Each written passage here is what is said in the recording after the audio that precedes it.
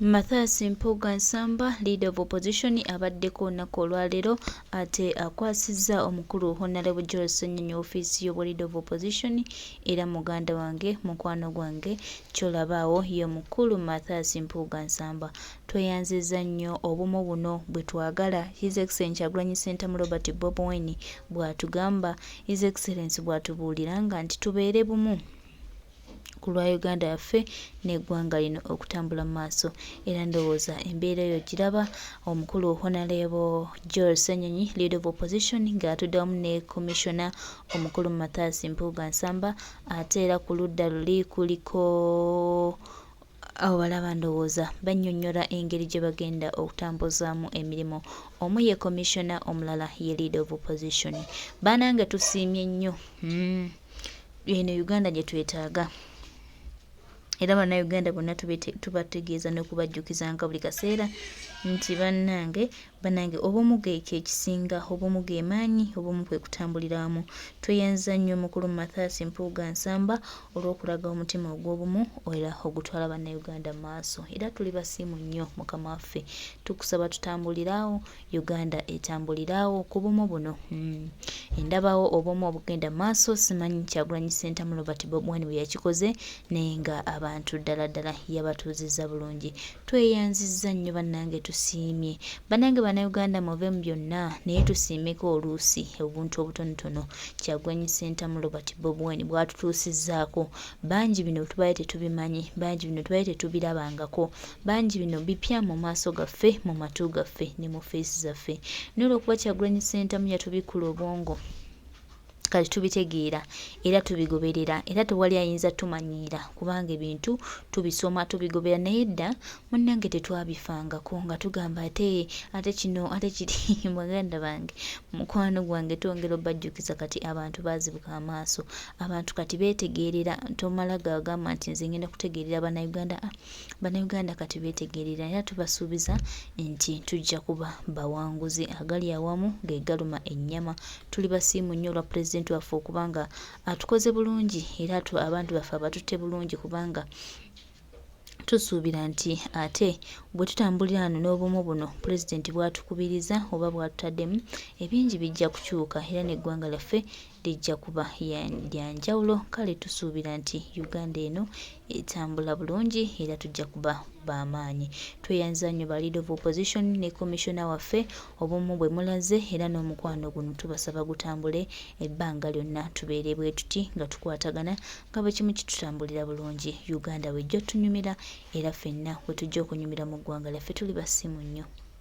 Teweenyenya kubanga osobola olwozesa abatemu nti mwenna mufudde, babaleke bagende, n'akola ekyo. Kano namugamba nti bw'onooba okyali mulamu ne munno nja kukubuulira ekiddako. Era ekiddako kyamugamba nti kati bagenze, vuga emmotoka ogende mu ddwaliro e Mulago, era n'akola ekyo. Ebigambo ebyo okubitegeera n'obikkiriza nti bituufu, olina kubanga oli ndiga.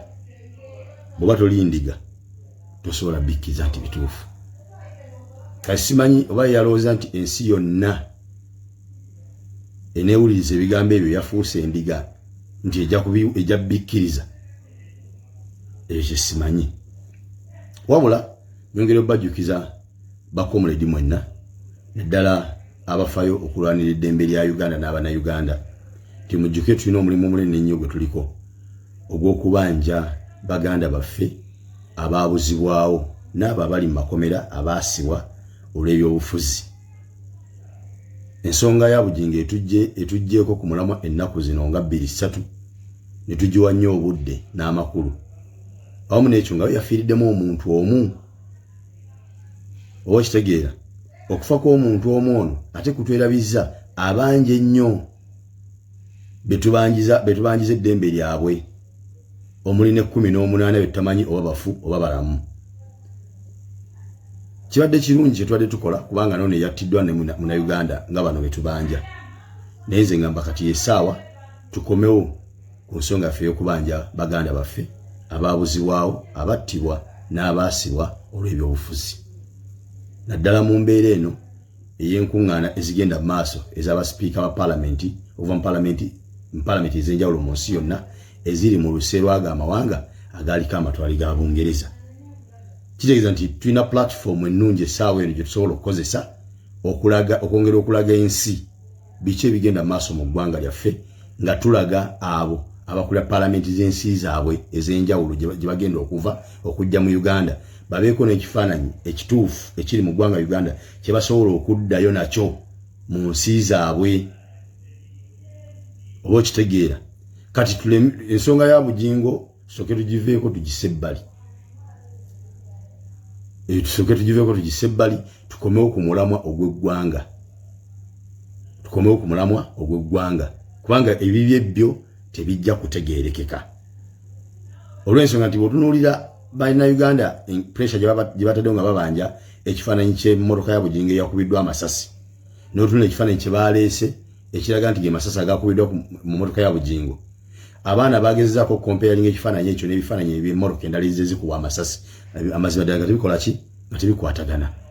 Ekyokubiri okutunulira ango gye bakubiddemu amasasi ne sitole ya bugingo olabira ddala nga tebirina bikwataganira kuba ango y'amasasi eraga nti amasasi bakubye mu ndabiramu ya mu mbirizi nga galina kuba mutwe kifuba oba mu bulago.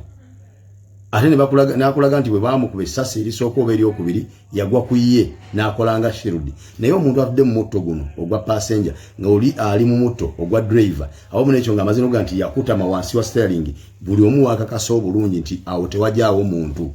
mu bunene bwa bugingo n'obuwanvu bwe sajja muwanvu munene mbuyeewete ajje wakati w'omutto gwe ne steering y'emmotoka ye ekyo tekisoboka kyo kya bulimba. Bw'ogatako ekyo nti ono yamugwako kungulu n'akolanga shield nakyo kya bulimba kuba ono yali atudde mu mutto guno oguli eno wano wakati waliwo akantu akawula emitto gino ebiri kuba simba olukokola bw'abanga yagwa alina kubanga yagwa kwako kantu so teyagwa ku bugingo nti akolenga shield bali tebatudde mu mutto gwe gumu. Omuntu asobola okugwa ku munne yono nga batudde mu mitto gy'emabega kubanga gyo tewali kyawulawo ono kyangu nnyo okumuba n'agwira ono. Naye gino emitto gya driver ne co-driver waliwo ekyawula wakati w'emitto egy'ebiri. Tosobola kuŋŋa nti baakuba omuntu n'ava ku left n'agwa ku right okutuuka okukolanga shield ku driver abadde avuga. Ekyokubiri bw'abanga ono yamugwako nga bw'agamba kale tukize nti yamugwako bugingo yali badde abunye omusaayi gw'ono omusajja gwonna gwali badde guggwera ku bugingo kubanga yali waggulu yali avaamu omusaayi nga gukulukutamu ono ali wansi mukebere ekifaananyi kye nga ali mu ddwaliro e Mulago mutulaga omusaayi gwali luddawo ku bugingo ku ngoye yali ambadde nga ali mu ddwaliro e Mulago nga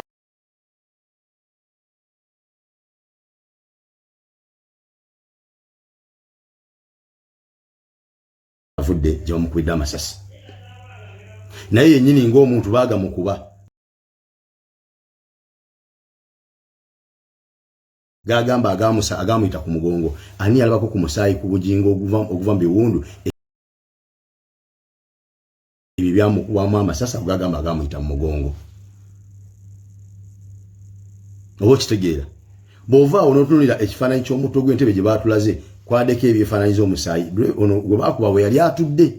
So nga bw'olaba amasasi gano gakuba mu ndabirwamu kitegeeza gakuba bitundu bya waggulu mutwe bulago na kifuba. Naye ate omusaayi gukulaga nti gwali wansi yali atudde ngoizo ga nti baali mukuba mu kiwato omulala nga guli eno wansi yali alinnya ebigere ngoizo ga baali mukuba mu kugulu.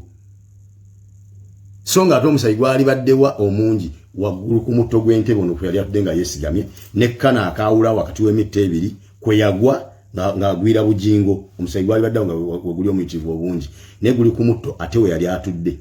ne wansi we yali alinnya ebigere gwatuuka guteri mu bigere nga gwakulukutanga guva mu mutwe na mu kifuba nga yebase ku bugingo. Awo wonna bulimba bwereere. Kyemune baga nti eno video mugiwe magezi ogitegeera bw'oba nga teweekakasa bulungi tolina common sense oyinza obutategeera bye njogera era n'osigala ng'owakana. Oba okiraba ekyokubiri Mujinga agamba nti driver bamujjamu omugenzi Richard bamujjamu amasasi 13. Botubala ekifaananyi kye batulaze botubala ebituli by'amasasi biri omwenda. Amasasi anagayita luddawa okuwera 13 mu mubiri. So nga ne bino ebituli omwenda bye batulaga tebiri mu kifo kimu biri mu bifo eby'enjawulo era nga botulamu ango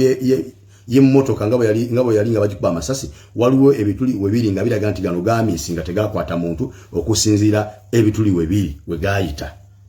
Kati balaga agayitawo agatakwata muntu obalene 13 agamuli munda kinza nti amasasi agafuma galina okwagawera 20 naye gayita luddawa ng'ebituli tulabako mwenda. Bulimba.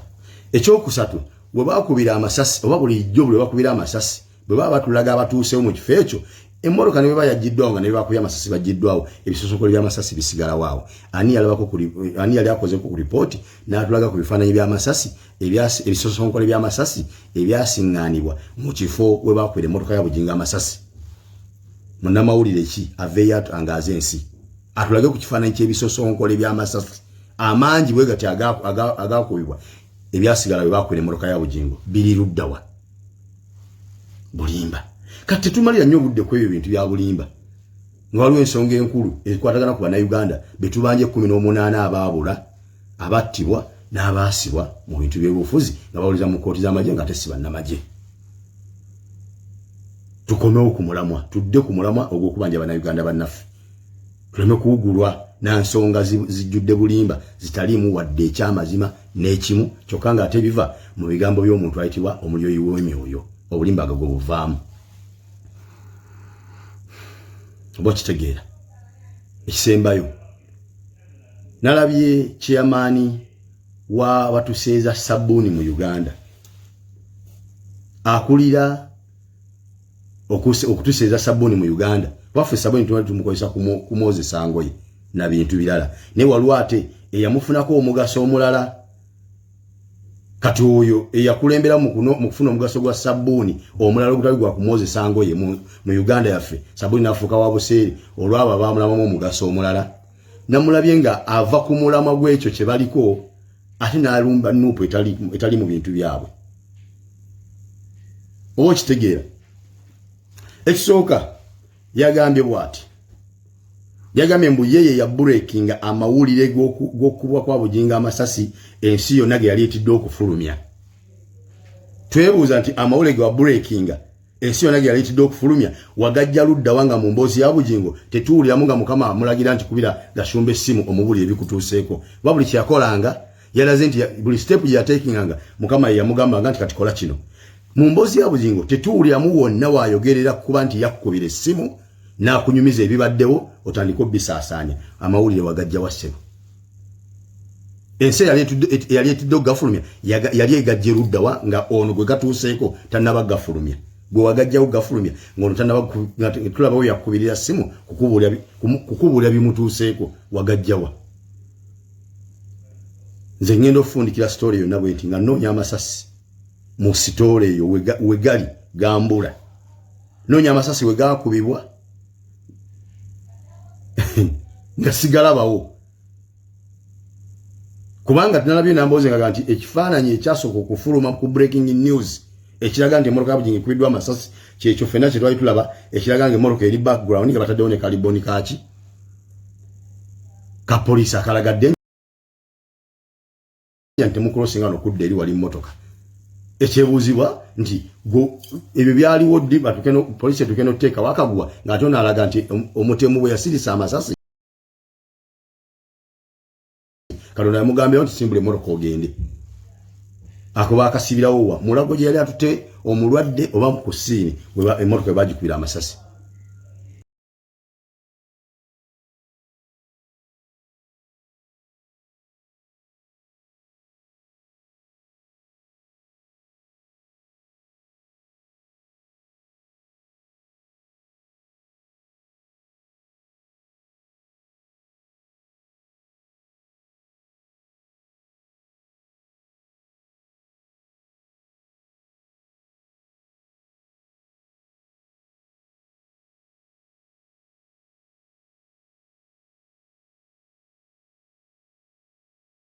nga Mukama amulagira nti kubira gashumba essimu omubulire ebikutuuseeko wabuli kye yakolanga yalaze nti buli step gye yatekinganga Mukama ye yamugambanga nti kati kola kino mu mboozi ya Bujingo tetuwuliramu wonna waayogerera kuba nti yakukubira essimu n'akunyumiza ebibaddewo otandika obbisaasaanya amawulire wagajja wa ssebo ensi yali etidde okugafulumya yali egajja eruddawa nga ono gwe gatuuseeko tannaba gafulumya gwe wagajjawo gafulumya ng'ono tulaba we yakukubirira ssimu kukubuulira bimutuuseeko wagajjawa nze ngenda okufundikira sitoole yonna bwenti nga nnoonya amasasi mu sitoole eyo we gali gambula noonya amasasi we gaakubibwa nga sigalabawo kubanga tunalabye namboze nga nti ekifaananyi ekyasooka okufuluma ku breaking news ekiraga nti emotoka bujingi kubiddwa amasasi kyekyo ffenna kye twali tulaba ekiraga nga emotoka eri background nga bataddewo ne kaliboni kaki ka poliisi akalagadde nja nti mukulosinga nokudda eri wali mmotoka ekyebuuzibwa nti ebyo byaliwo ddi poliisi etukeno tuteeka wakaguwa ng'ate onaalaga nti omutemu bwe yasirisa amasasi Katonda yamugambyewo nti simbula emmotoka ogende ako baakasibirawo wa mulago gye yali atute omulwadde oba mu kusiini emmotoka we bagikubira amasasi Gasumba aba NUP gije mu bintu byammwe tetulina tubiyingirira mmwe mumanyi mutobe ne obulimba bwammwe mpaka gye munaabatuusa weewanye nti mwe muli baana ba mukyala ali mu maka temusobola kulya wa neighbor ne mwewaana mu temusobola kukiza kubajooga nga mwe muli mu buyinza ekyokubanga muli mu buyinza tekitegeeza nti mumenye bumenyi mateeka mutte bantu nga bwe mwagala kubanga mwe muli mu buyinza nedda ssebo otandise okukyusa ebirowooza simanyi Bujingo bamuvunaana kuwagira Museveni yasoose okuwagira Museveni mu Uganda kyokka Bujingo yawagira Museveni yekka musimanyi bamuvunaana kudifendinga Muhoozi akudifendinga kyekikyo ekyo okudifendinga badifendinga mukozi wa bikolobero omukozi w'ebikolobero gwe badifendinga ku bikolobero byakola kati oyagala ogezaako tukakasa nti muli bakozi ba bikolobero Bujingo ali mu kuba defendinga ku bikolobero bye mukola ekirala mwe mulina emmundu ngira nga bwayogedde nti mwe muli mu buyinza mwe mulina n'emmundu kakati ate ffe emmundu tuzijjawa okubeera nga ffe tuzirina buli okugambe mbwa aba NUP bagezaako batiisatiisa please musajja leka kwesulika tereera nkakasa bulungi nti ebyo byoliko bikolimo byo gwenyini biweesabira wali eruwero ku mukolo gumu n'osaba edduwa n'ogamba nti nsaba Katonda Allah akube balaayi abo bonna abawagira era abadifendinga gavumenti ya Museveni Katonda abakube balaayi igwe wenyini nga gwobyogera ku mukolo ko wali n'obakolimira kati wamala okukolima ate n'odduka gy'osindisa ebikolimo obisangeyo watega amaggwa ate n'oddukira gye wagate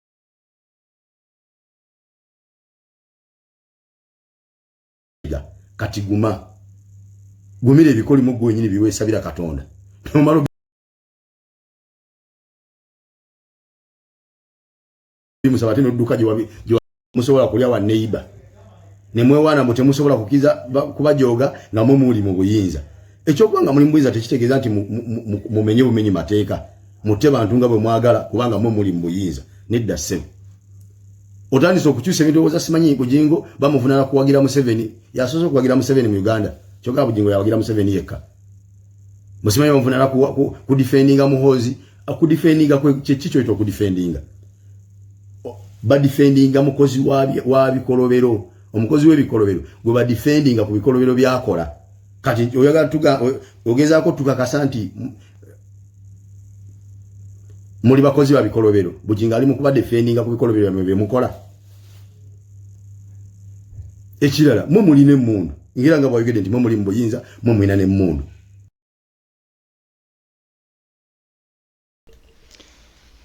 tetukyayagala kubuzaabuzibwa tugenda bugenzi mu maaso n'okwebaza omukulu Honorable Essanyu Mpuga Nsamba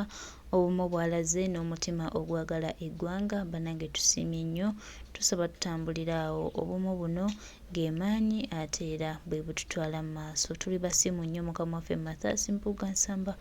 webale kwagala bannayuganda ate era webale kubeerawo ku lwa Uganda tuli basiimu nnyo mukama waffe tusaba tutambulira awo Uganda eyawamu nga bannayuganda bakwataganira wamu ye Uganda gye tusabirira era ye Uganda gitwetaaga tumanyi nti nno buno obumu bugenda kusigala nga butambula ebbanga lyonna tebugenda kukoma nkya tebugenda kukoma leero bugenda kusigala nga butambula anti tulina pulezidenti atugatta ewamu ate era atukubiriza okubeera awamu ebbanga lyonna mukama waffe tuli basiimu weebale tuggula maaso era weebale tukwata bulungi. Tusuubira nti tujja kuba bawanguzi ebbanga lyonna. Weewaawo bingi weebiri, bingi byogerwa era bingi bitukkako, naffe tuli bagumu kubanga tulaba obuwanguzi nga tuli nabo era tusuubira nti tujja kuba banjawulo ebbanga lyonna. Bangi baliwo tumalamu maanyi, bangi baliwo tuddiisa, bangi baliwo tufuula nti tetulina kye tuli naye tusobola obbalagako tetulina kye tuli kasita tuba n'omukulembeze waffe.